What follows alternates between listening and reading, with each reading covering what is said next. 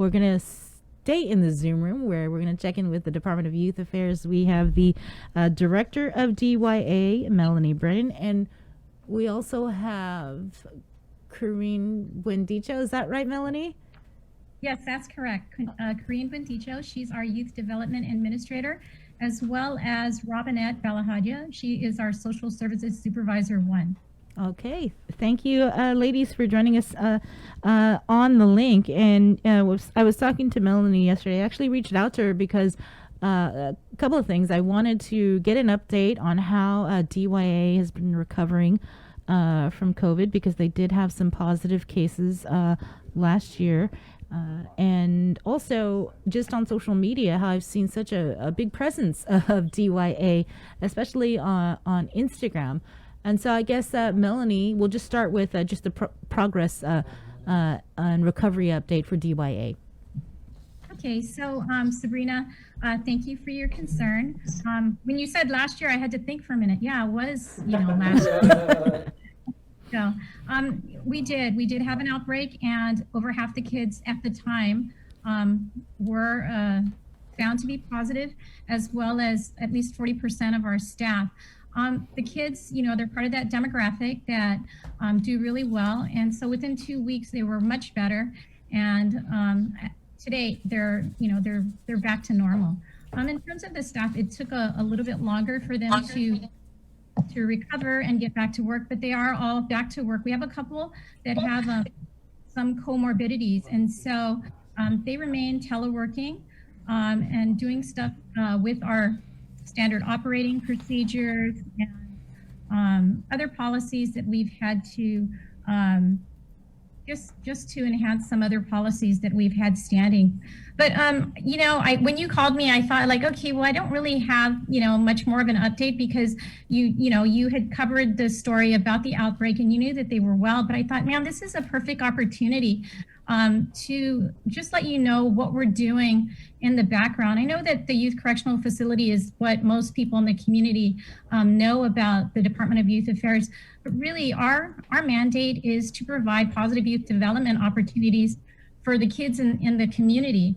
And so that is why I asked our Youth Development Administrator, Karine Buendicho, to come on board, because we're really trying to stand up a reentry program for kids that are coming out of DYA. And I think that's so important, because when the kids are in DYA, in the Youth Correctional Facility, ordinarily we have programming to help them cope with, the charges, the offenses that brought them there. But really, when they're released by the court system, there is no follow-up. And so I think it's so important to equip our kids, our residents, with tools to help them succeed. And so I'm going to let Karine talk to you a little bit more about standing up a reentry program and using some of the strategies that are already in place. Okay. Hi, good morning, everyone. Good morning, Guam. Thanks for having us on and for giving us this opportunity to come on. So one of the programs that Director Brennan has really asked that I try and work on and is, of course, the reentry program. And for those that are not really familiar with what a reentry program is, it is actually, in a nutshell, a program or process designed to basically help returning citizens, in our case, youthful offenders, to successfully re-enter back into our community, following any incarceration or stays here at our department, our correctional side. The goals of the reentry programs, and a lot of research. I've done a lot of research with various programs around the nation that have worked, and some of the programs that haven't worked, and kind of try and tweak it as best as I could based on Guam's needs. And so the goals of reentry program, the one we're trying to stand up, is of course to reduce the recidivism rate overall, and then which will of course improve public safety.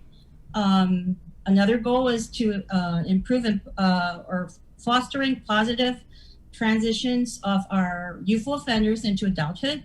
And then a third one is, of course, overall, just to save money in general, because as most people know, it's a lot more expensive to incarcerate or house offenders up versus having them go back into their community and help them and assist them, providing the tools and resources necessary to become productive citizens and part of our community, which of course they belong to, and they're very vital to our community of Guam. So I'm trying to solidify the program and the research that involved in doing the write-up so that we can eventually stand up this program sometime soon. And so I'm hoping to complete this maybe in the next month, but it's going to involve shortly after the write-up and program development to actually start with educating our people, our DYA workers from the correction side to the youth development side to be able to buy into this program, because if it's not something that they're well aware of, we want to make sure everybody's on the same page when we try and stand up this program. So we're very excited about that happening very soon. So you guys have an issue with recidivism? Are you seeing a lot of repeat offenders coming back into the system? Okay, so Sabrina, that's like an excellent question. We constantly see repeat offenders, and juvenile justice reform kind of dictated that we would do that. We want to see in the youth correctional facility, we want to see the repeat offenders. We want to see those individuals that can't be successfully managed in the community. We don't want to see the low risk offenders. We don't want to see first time offenders, because the research shows that those kids tend to correct themselves just by getting caught in the system. Like, for example, the commonalities that we see with the kids is, number one, we have an overrepresented minority population currently in the system. Number two, many of them are so economically disadvantaged that when they come in, there really is no problem with them staying. They receive 3 square meals. They have air-conditioned housing. They pretty much are obedient, and they prefer the structure.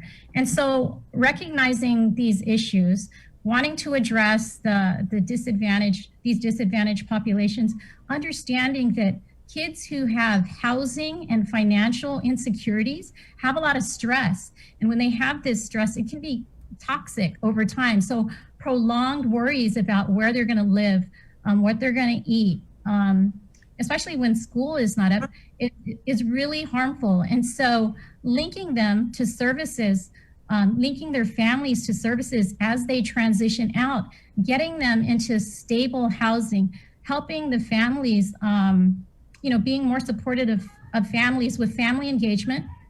It's so important. Sorry, hold on 1 minute. Sorry about that. My kids are calling. But hey, Melanie, you mentioned it with schools being out and kids, not having that structure that some of them need so desperately. Have you seen an uptick, increase in the trouble with the kids on island? So again, another great question. Because schools are out, they actually are feeders to the reporting system. And so no, the numbers have been down because school has been out, but that doesn't mean that the issues still persist. GPD also is one of our stakeholders in understanding the pandemic. They have not referred many kids with low-level offenses or first-time offenders to the system, which is really part of juvenile justice reform. And so that's what we want to happen. What we want to see is the kids that really cannot be managed, and we want to work with them and their families so that they can overcome these adversities. The kids that come into our system have already had so many setbacks, and understanding those setbacks, understanding their adverse childhood experiences doesn't explain away the crime or the violence, but it does help us come to an understanding of what their complex needs are and how we can address them. And so I guess before, the youth correctional facility was just, okay, we're just going to provide supervision over these kids. Now it's so much more. We've evolved, and we know that if we do not take this opportunity to support these kids and their families, then, we're just providing a feeder school to DOC. And so that's what reentry is about. And that's why it's so important that we, even if we don't have a formal structured program right now, that we use some of the reentry strategies to assist these families. Mm-hmm. So how is it now? So you're working to stand up the reentry program. So when the clients leave, I mean, they're not given any sort of counseling, or is it just, okay, see you next time? I mean... No, that's not it at all. We do have an aftercare program that does follow them, but it's basically, the aftercare program is basically looking at court-ordered conditions. So I can have a court-ordered condition to do 75 hours of community service, to pay restitution, and these are court-ordered because of the offense. But besides the offense, we want to work with the complex needs area. Yes, there is treatment. If a child comes in or a youth comes in with a sexual offense, there's always treatment involved. But treatment alone for one single individual in a family that persists in the criminal justice system is not going to solve long-term issues. And so really what we're trying to do is to try to provide more supports when kids re-enter the community, when they go back into the community. And if it means like, okay, they're not successful in school and they're aging out, then it means hooking them up with workforce development. It means hooking them up with welfare until they get on their feet. Many of the kids that come in don't have stable housing. And so it's about placement, and it's about helping them so that they can survive in the community, because if there's no help, then we're going to see them again, and that's recidivism. And so it's trying to address reoffense.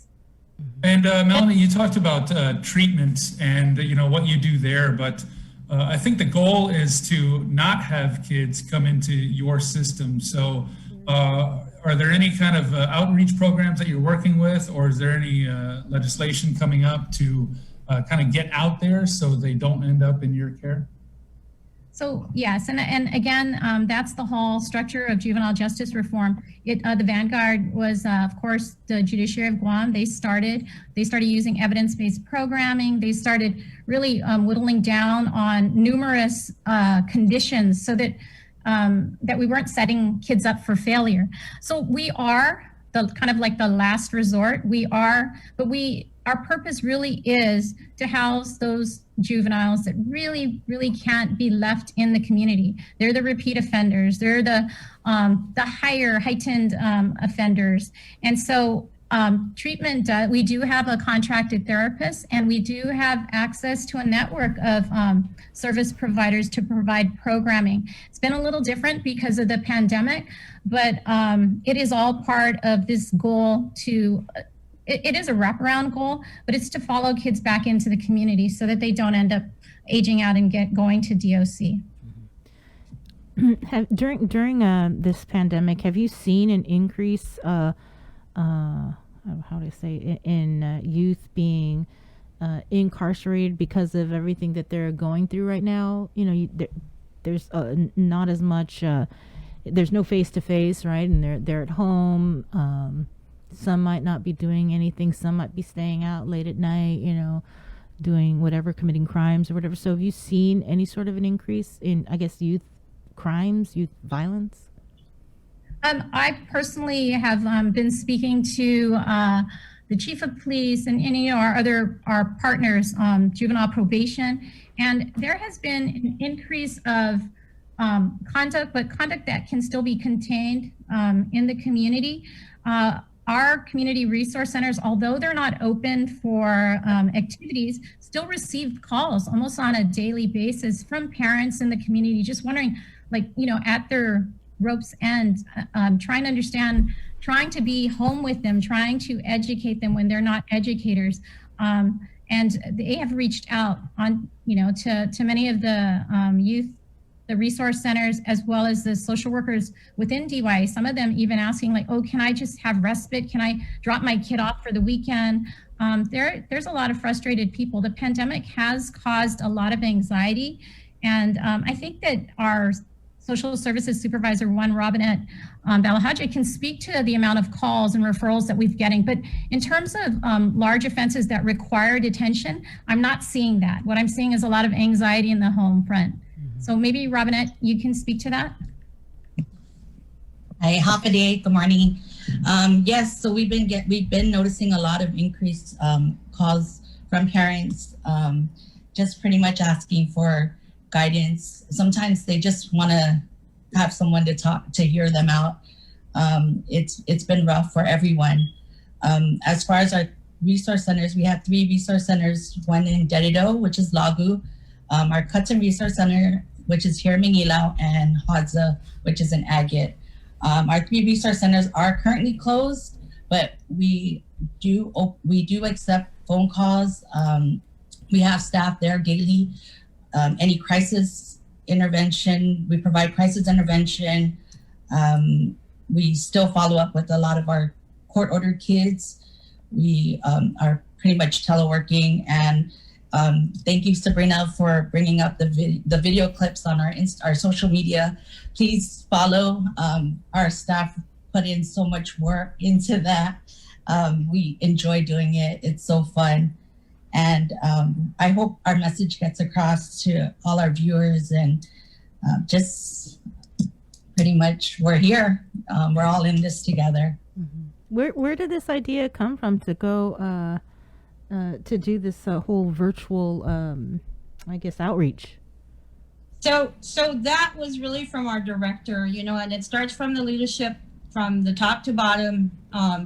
And at a time during the pandemic when everybody was kind of at a loss, and we were actually receiving most of the phone calls, we had to come back, and meet again and say, hey, we have to somehow find an avenue or channel to reach out to the community, because a lot of the phone calls were just from regular citizens saying, hey, my kid's been home so long. What do I do to help them keep busy? Just, they were needing outlets just to vent. And so Director Brennan was the one that said, hey, doesn't mean that the outreach and the prevention efforts need to stop, even though we can't physically bring people into our community resource centers. And so that's when we met with our youth development team, and kudos to all of them, because they were working.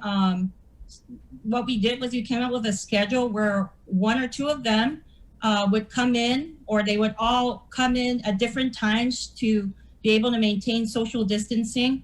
But at the same time, they would all do their clips, their educational clips from wherever they were teleworking from, and then they would submit it to one of their team members to put it together. So it's really like honed skills that we didn't even know we had. But yeah, we have a real good, solid team. And I just want to say there's like maybe less than 20 to include, 9 social workers, community program aides, and numerous volunteers that come in to assist our team. But they put in so much time and effort to research things that are, happening throughout the months, and they'll try and put out important messages out there on social media. And we were getting a lot of, people commenting on positive things that about those clips. So we're really grateful for the team that we have. Well, great job. Anybody's listening, make sure to follow them on Instagram. It's Guam DYA. So, Melanie, how soon are we looking at standing up the reentry program, and is it going to take any money or even additional staff to do this? So, Sabrina, another great question. So we're already using strategies. Obviously, when you see something amiss, you're just going to try and help, and we're already trying to link our families, and we're trying to enhance family engagement. We're doing all this stuff that we can. Yes, it would be ideal if I could actually hire more reentry people to get out in the community and do the work. But for now, we're utilizing the people that we have. Again, it's a pandemic. We're still under PCOR 1. I have social workers that are in the office. I have social workers that are in the community resource centers. So we're already using strategies for reentry. Standing up the full program will take some resources, additional resources, but we're doing what we can now because we recognize the issues, especially around the kids that we see, most of the kids that we see that are economically disadvantaged, and how that impacts every aspect of their life, from education, low achievement in education, especially math and English, which are, so important, right, for success in life. It impacts their health. If they're not eating well, then obviously their health and their social development is negatively impacted. So we're working on these strategies already. And it's about using the resources that currently exist in the community. And if we see some gaps, then it's about letting the governor and the lieutenant governor know that we see some huge gaps in areas, and these are where we're seeing them. But it doesn't mean we stop. We continue to push on. And I have to say that the staff that I have been given, I'm so very fortunate. They're so forward thinking, and they could easily resist, because I have like a bunch of stuff, and I, with them, I hit the ground running, and they're like, "Whoa, can you slow down?" But it's never been no. It's always like, "Okay, hold on. Okay, let's sit down and let's discuss it." So I really have to give kudos to DYA, the staff.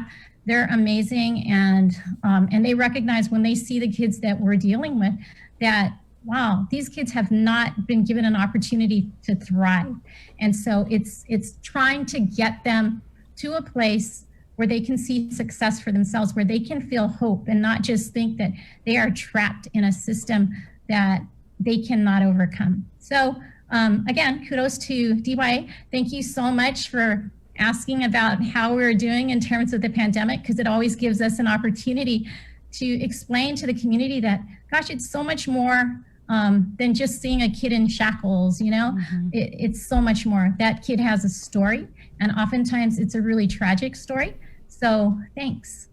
Well, thank you for coming on, and your coworkers, and for all the work you guys have been doing. And it's good to hear that you guys are doing way better than what happened last year. So thanks for coming on. Anytime you want to come on the show, please, Melanie, just reach out and we'll get you on.